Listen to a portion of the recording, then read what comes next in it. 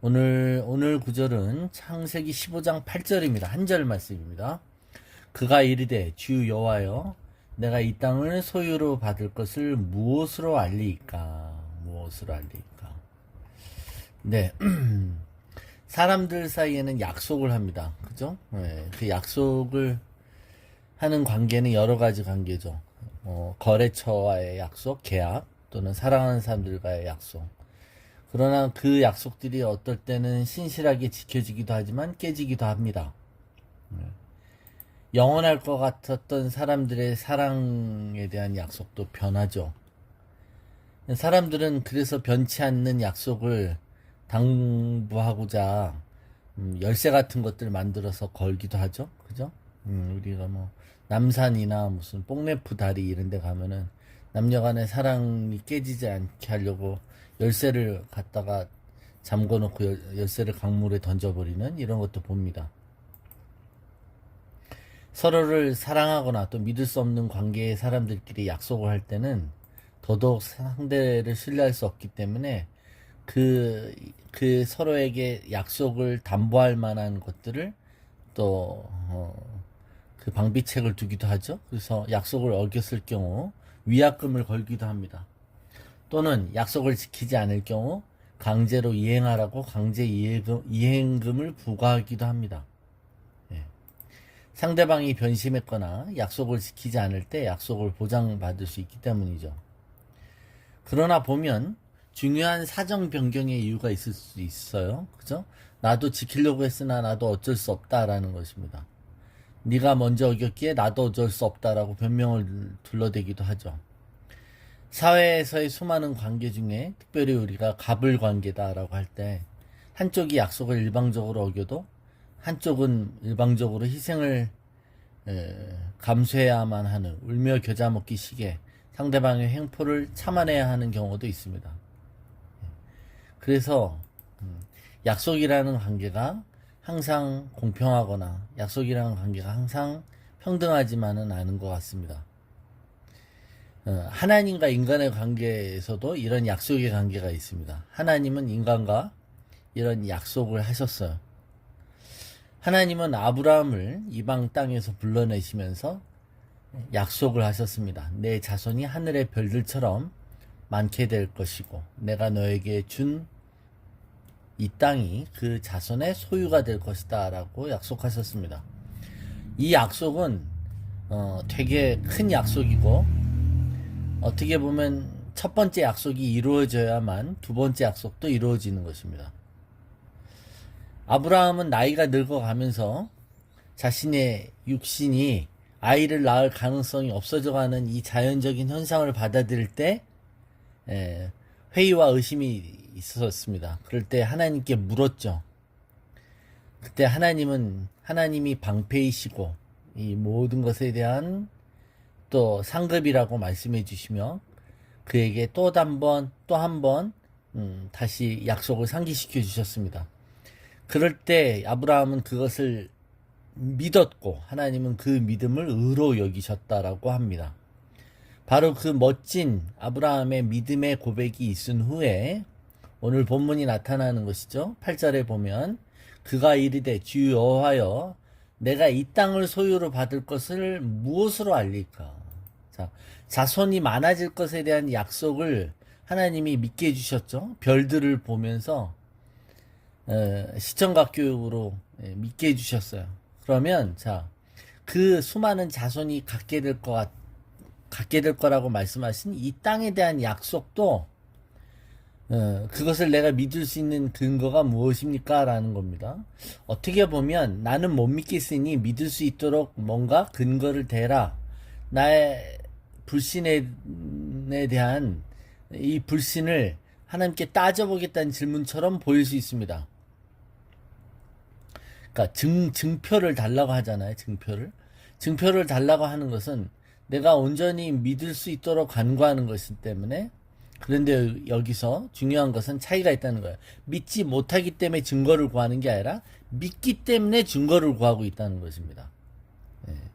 그래서 똑같은 증거를 구하고 있는 것 같지만 믿지 못하기 때문에 증거를 구하는 것과 믿기 때문에 증거를 구하는 것은 다른 것이죠. 이것에 대한 아주 동일한 예가 신약에 나오죠, 여러분. 여러분 잘 아시다시피 세례 요한의 아버지였던 사가랴 제사장에게 천사가 와서 수태고지를 합니다. 그랬더니 이 사가랴 제사장이 믿지 못하죠. 내가 나이는 늙었는데 어떻게 그런 일이 있겠는가라고 말합니다. 그러자 그는 그의 불신으로 말미암아 한동안 말을 할 수 없게 되는 징계를 받죠. 근데 똑같이 마리아에게 가브리엘이 찾아가서 네가 처녀이지만 아이를 낳을 것이라고 말해줍니다. 그럴 때 마리아도 내가 남자를 알지 못하는데 어떻게 그런 일이 있겠습니까? 이 표현을 보면 어떻게 그런 일이 가능한가 라는 표현은 똑같은 것 같지만 마리아의 고백은 그걸 받아들였다는 거예요. 주의 말씀대로 될 것을 믿습니다. 그러나 내가 이해를 못한다는 거죠. 근데 그 말은 믿지만 어떻게 될지 모른다는 말과 나는 믿지 못합니다. 그래서 어떻게 될지 모르기 때문에 믿지 못합니다는 말이 아니라는 것입니다. 그래서 마리아의 고백과 사가랴의 고백이 아주 다른 대조적인 반응이었다는 것을 우리는 구분해야 되는 것이죠. 우리가 증거가 없으면 믿지 못한다라고 고백한 대표적인 사람으로 우리는 도마를 생각할 수 있어요.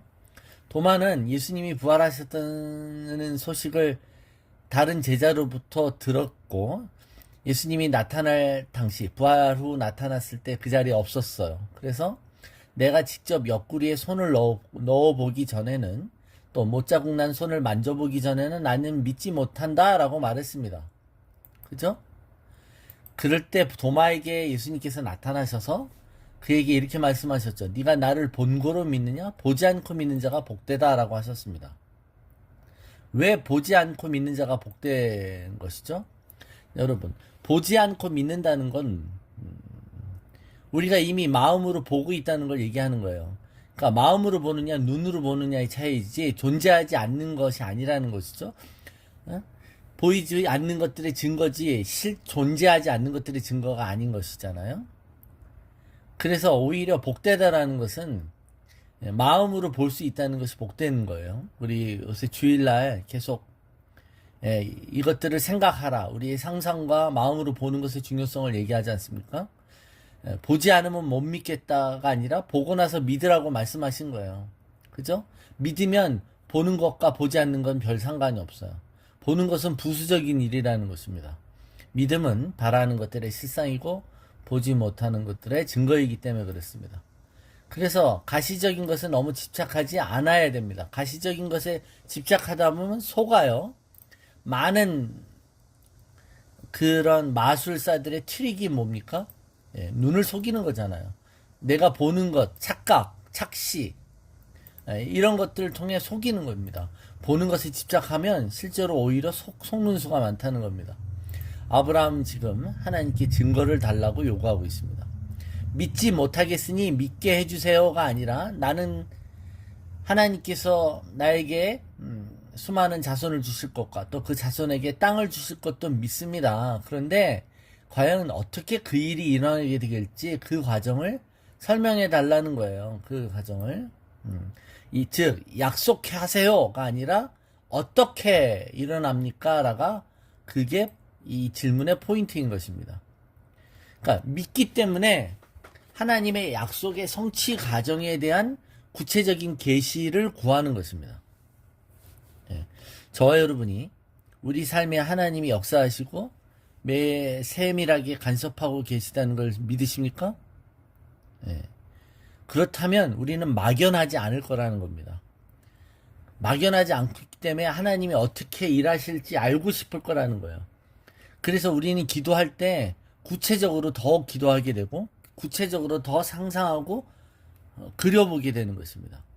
그러니까 이때의 호기심은 믿음에 기인한 호기심인 것이죠. 불신과 의심에서 나오는 호기심과는 질적으로 다른 것입니다.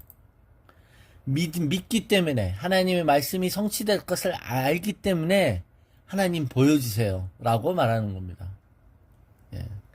그래서 이런 믿음에 의한 이런 호기심은 하나님께서 더 큰 계시를 우리에게 허락해 주시고 우리의 믿음의 레벨을 높여 주시는 중간에 촉진제가 된다라는 것입니다.